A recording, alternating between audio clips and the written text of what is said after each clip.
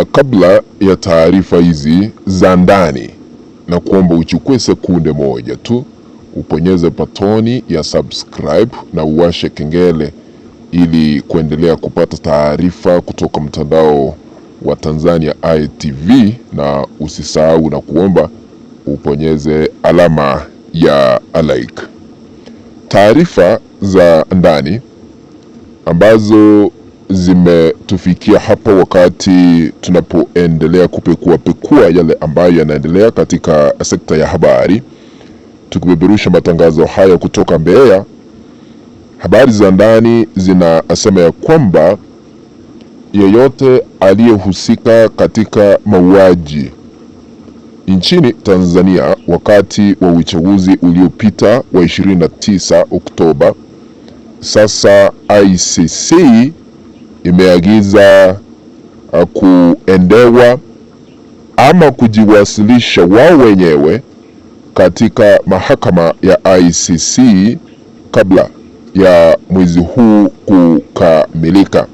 Habari hizi ni za kutisha haswa kwa wahusika, na ikumbukwe Rais Samia Suluhu Hassan yeye mwenyewe alisema ya kwamba walitumia nguvu zaidi katika maandamano kwa sababu hakukuwa na nguvu kidogo, kwa sababu wale ambao walikabiliwa walikuwa wanataka kuipindua ama kuitoa serikali mamlakani. Vile unavyootazama, kuna chapisho hapa ambalo limeweza kusema ya kwamba ICC hukumu tutatoa siku 7 kuanzia leo 21 Januari. Na tukisonga mbele kidogo tu tunaona chapisho hili likisema ya kwamba, naomba tukaweze kuangalia kwa pamoja kabla nitoe habari za ndani kuhusiana na yale ambayo yanaendelea. Kesi inayoikabili Tanzania juu ya mauaji ya halaiki rasmi ilianza kusikilizwa kuanzia tarehe 19 Januari mwaka huu na mpaka leo 21 Januari, ambapo muafaka wa majibu yote umetolewa chini ya majaji wane kuhusu suala la hukumu hiyo, ambapo kila kitu pamoja na ushahidi umeonyesha kuwa ni kweli kila kitu kilichotokea siku hiyo ya Oktoba 29. Tunaomba kujanukuu, kila yeyote aliyehusika katika mauaji ya halaiki lazima sheria itafuata utaratibu mpaka kumkamata. Umesikiza? Mpaka kumkamata, la sivyo awasili mwenyewe mahakamani. ICC members ndio wamezungumza kulingana na chapisho hilo la mjumbe Blas.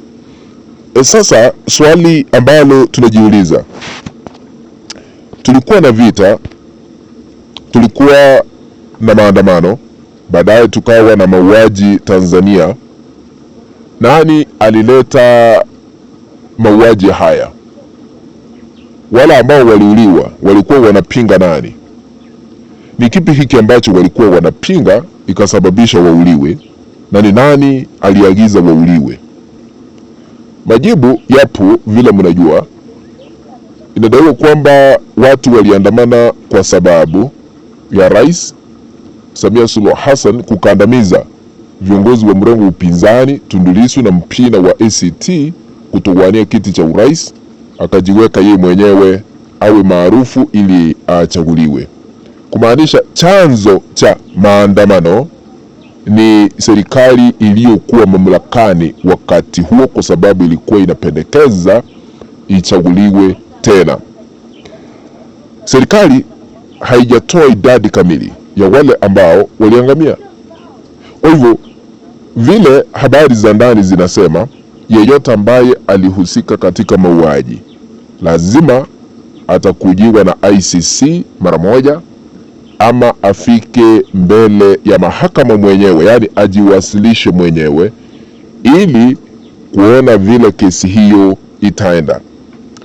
Kufikia sasa hamuna yeyote ambaye anajua ni wangapi waliaga dunia, lakini familia ni nyingi ambazo zinaendelea kutokwa machozi kwa sababu walipoteza ndugu zao, walipoteza jamaa zao, lakini kufikia sasa hawajulikani walipo.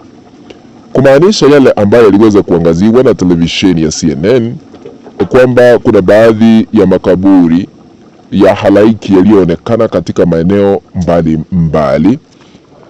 Huenda kuna uwezekano wa watu kuzikwa, ndio maana watu wakakosa kuwapata wenzao ili kuwazika. Jambo hili sasa ndio limeleta mtafaruku na shida za hapa na pale.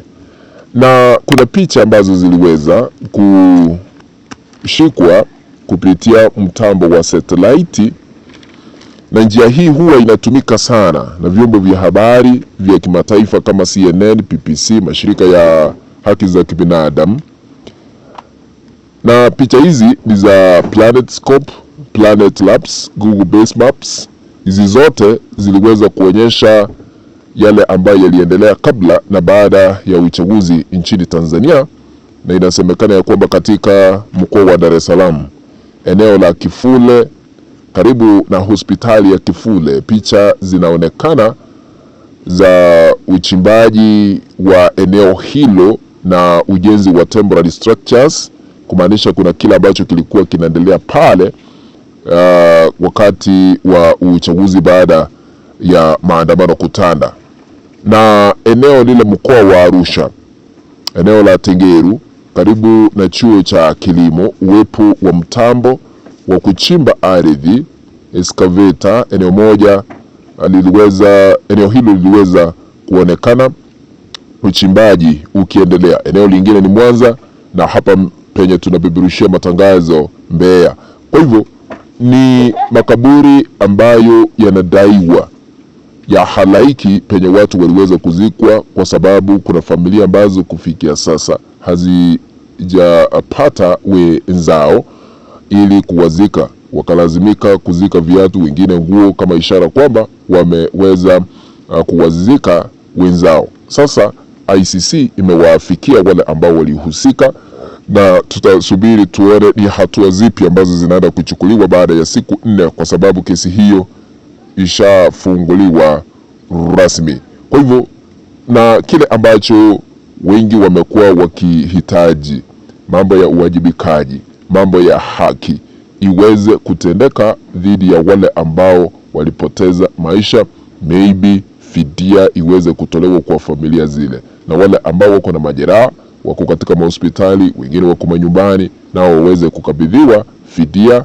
na ukurasa wa kuwapiga watu risasi uweze kufungwa katika taifa la Tanzania, ili tuzidi kuwa na amani, tuzidi kuwa na heshima kwa kila mmoja, tuzidi kuchapa siasa ambazo ni za heshima kwa kila wakati, uongozi wa kimla ufike mwisho. Naomba kutamatishia hapo kwa sababu habari hizi ni za ndani, lakini kabla ni itoke, ikiwa wewe ni mgeni, karibu sana.